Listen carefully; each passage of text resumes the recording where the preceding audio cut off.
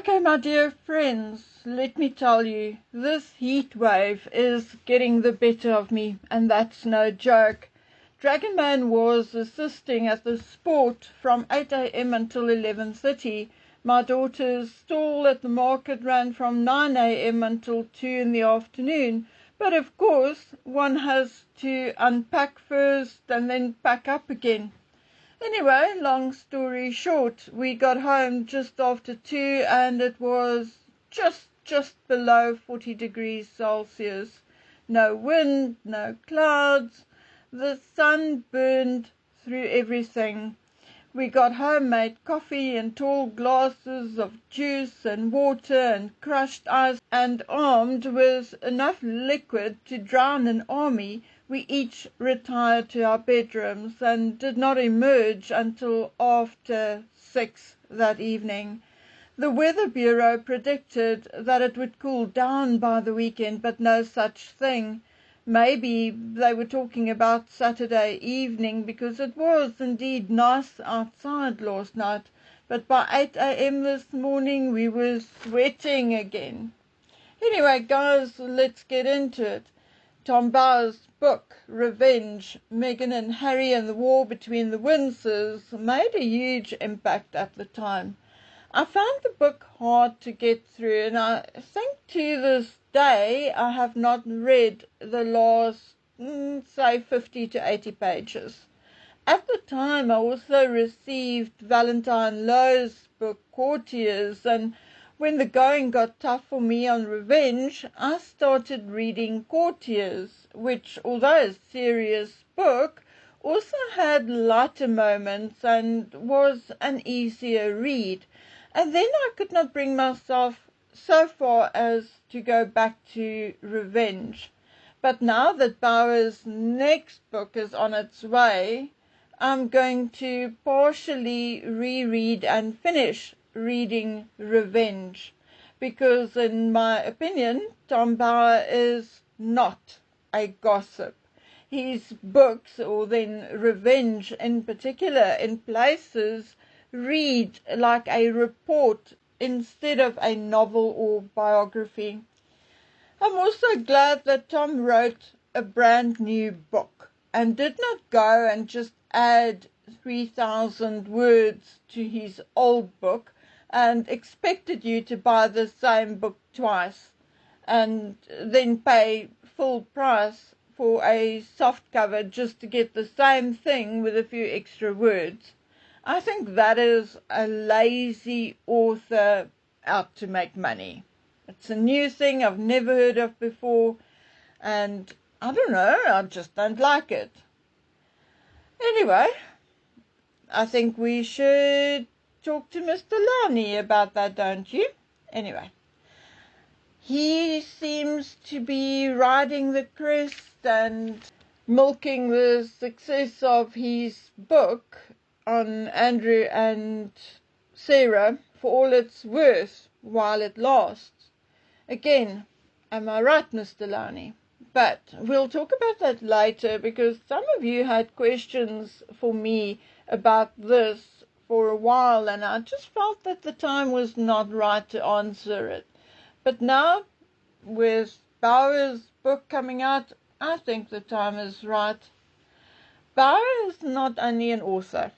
He studied law at the London School of Economics and worked as a barrister for the National Council of Civil Liberties.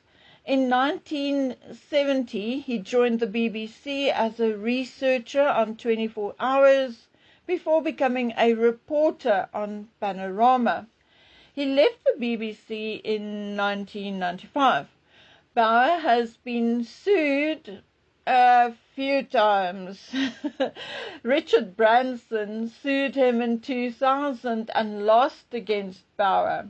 Conrad Black filed a libel suit against Bauer in February 2007, which had to be dropped as Conrad Black was convicted of and sent to prison for fraud.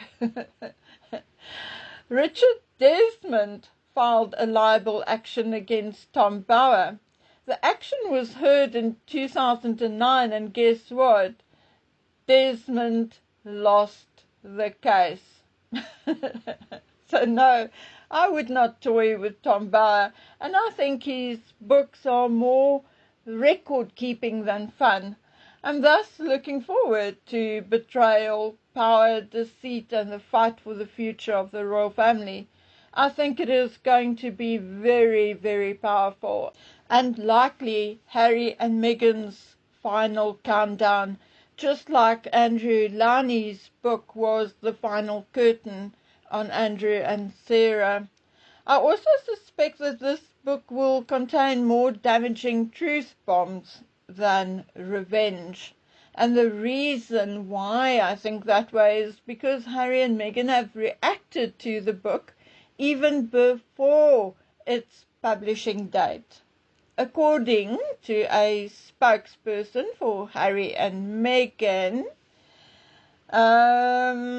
whom we all know is likely Meghan, and who incidentally only have the extracts we all have to base their criticism on, has stated that Betrayal has crossed the line from criticism to fixation. Well, I mean, that is rather rich, coming from someone who is so fixated on the British media that he brought 4 court cases against the British media. Of Tom Bauer, they are also saying the following: he has made a career out of constructing ever more elaborate theories about people he does not know and has never met. Those interested in facts will look elsewhere. Those seeking deranged conspiracy and melodrama know exactly where to find him. Again, my friends, who do we know who regularly gets paid to go talk about things they know nothing about? Harry and Meghan, of course. Isn't Harry going to be talking about mental health in the workplace soon? A man who has never held a steady job in his entire life. A man who bullied and threatened his staff even before his abusive wife came along, and who was very aware of his wife's behavior once they were married, who actually bullied staff on behalf of his wife to the point where the Queen, a woman in her 90s, had to step in. Yes, that guy is the one who will be holding a talk, or who will be talking about mental health in the workplace. Talking about making money and talking about things they know nothing about, and Meghan and Harry must win the first prize every time. And then to top it all, they dare call Tom Bauer's work deranged conspiracy and melodrama. Harry's conspiracy, the world and the media is out to get him. He is in such danger that he needs armed police officers around him 24/7, except when he escapes them to go knocking on doors looking for a mate who have been able to help him out with some weed in the past. And who had likely since grown up and moved away. Anyway, melodrama. As I was holding my firstborn, I knew I was losing my second. To be followed up with Harry digging a hole with his hands under a banyan tree to bury the fetus. Pure melodrama and fantasy, because it very likely did not even happen, and if it did, would have been an illegal act. So yes, if we are seeking deranged conspiracy and melodrama, we do know where to go. Straight to Montecito.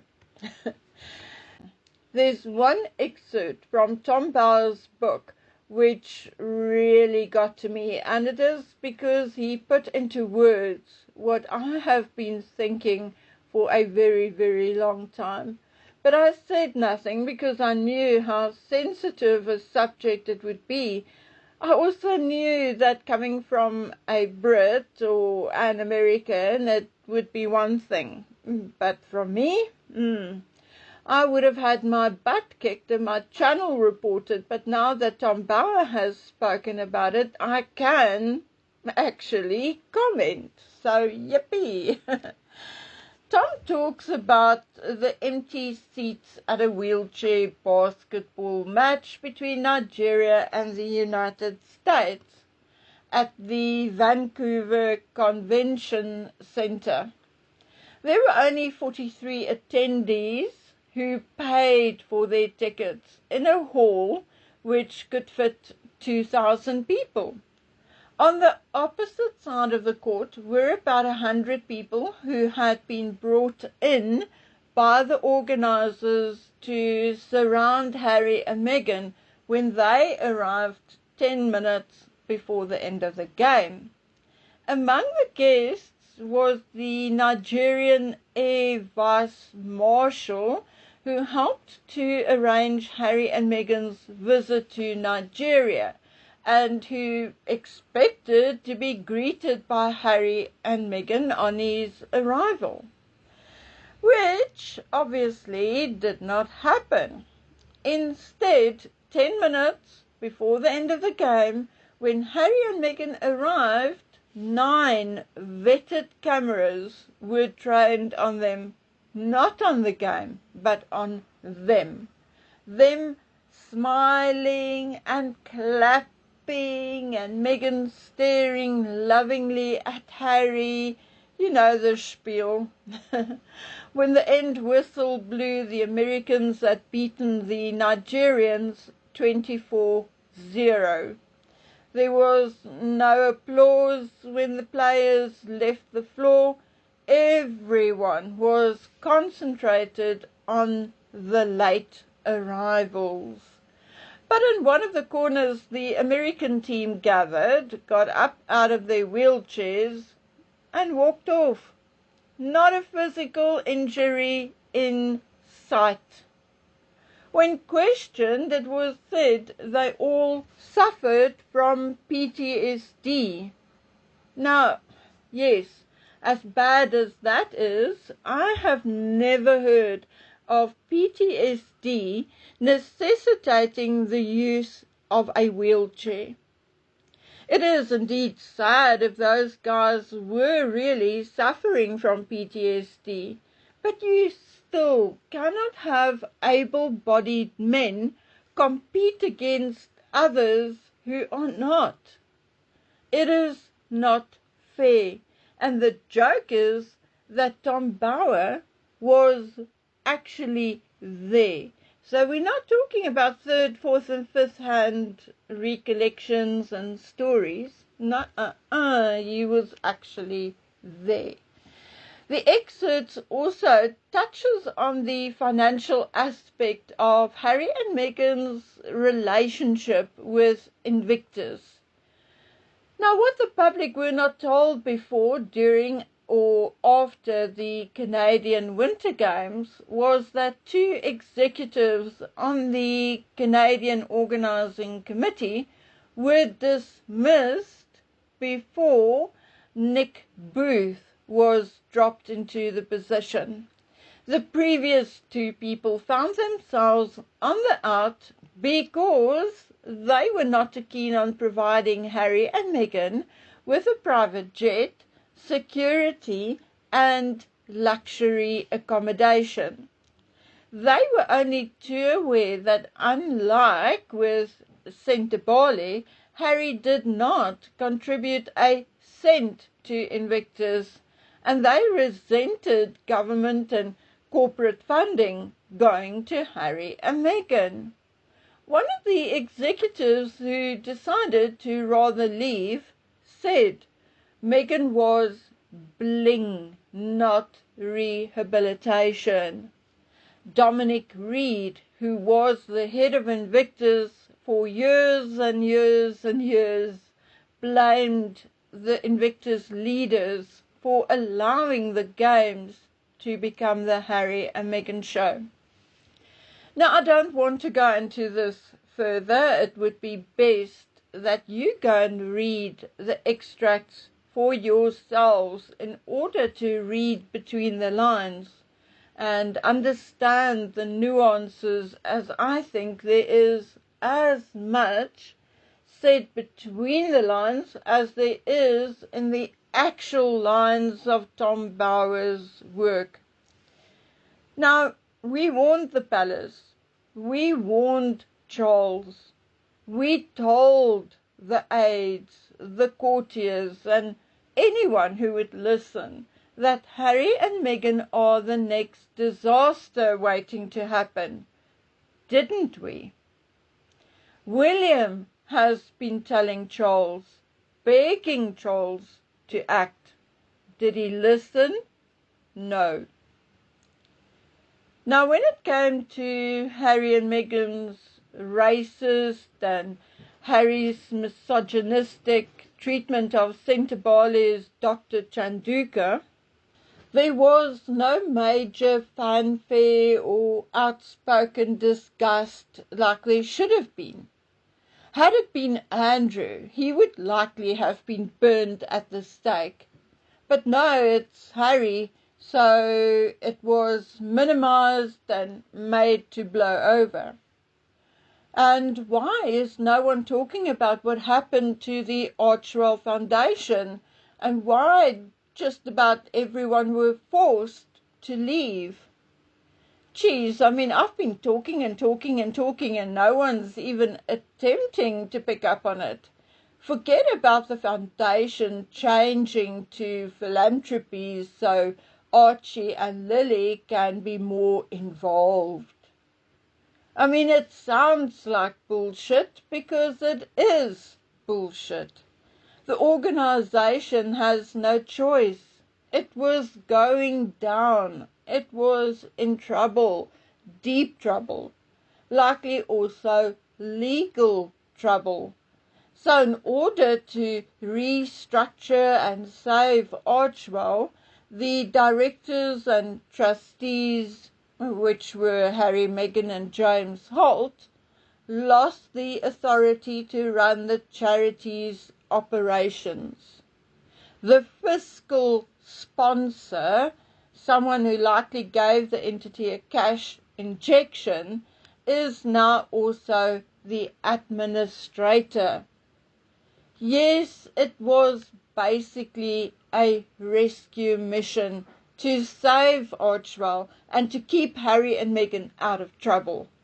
So I hope Bauer did pick up on it and that somewhere in his book he tells us who this fiscal sponsor is.